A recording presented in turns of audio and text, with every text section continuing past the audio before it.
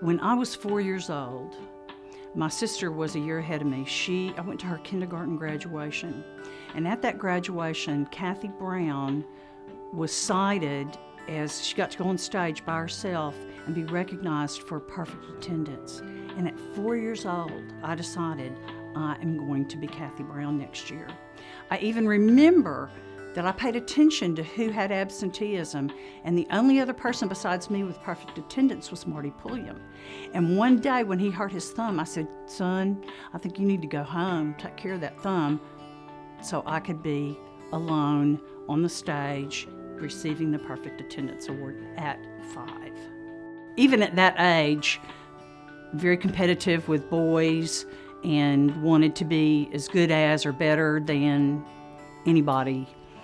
You know, duck hunting at that time when I was growing up was strictly a man's sport, and that really irritated me. So I pressured my father into taking me duck hunting, and I had to be, you know, the best shooter and stand in the icy water and, you know, be the toughest, bravest of all the people there. That would have been me.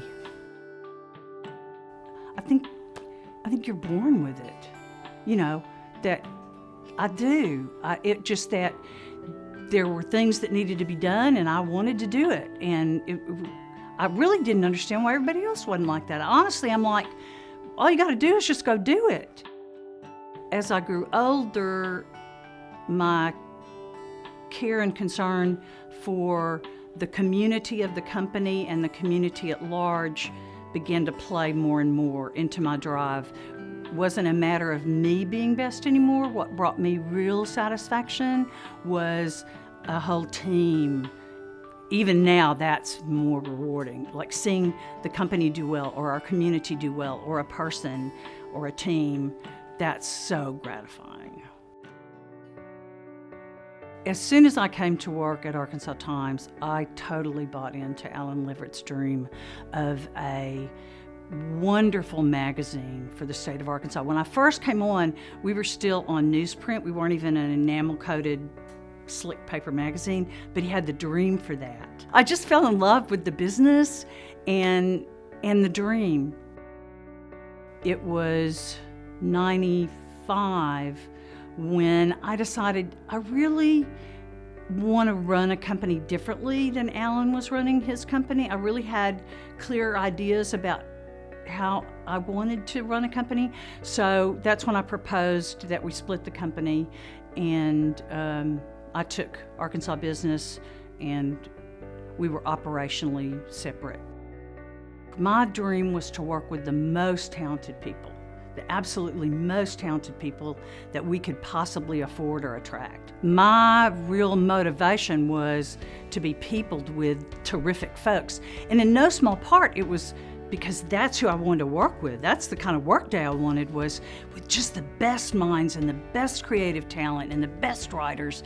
That was what was thrilling to me about a work day.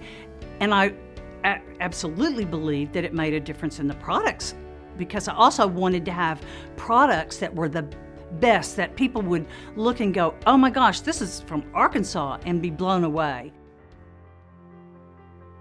The desire to prove that a woman can do anything, that's long been a driver for me. I've sometimes said I was my father's only son. I was named after him, and he backed my play in terms of driving to achieve. That's a lot for a young woman. I think it matters having that kind of backing from your father, who his expectations for you is that you can, you know, rule the world. It does matter that other people see women receiving this kind of recognition. It's really beneficial to see women in this role.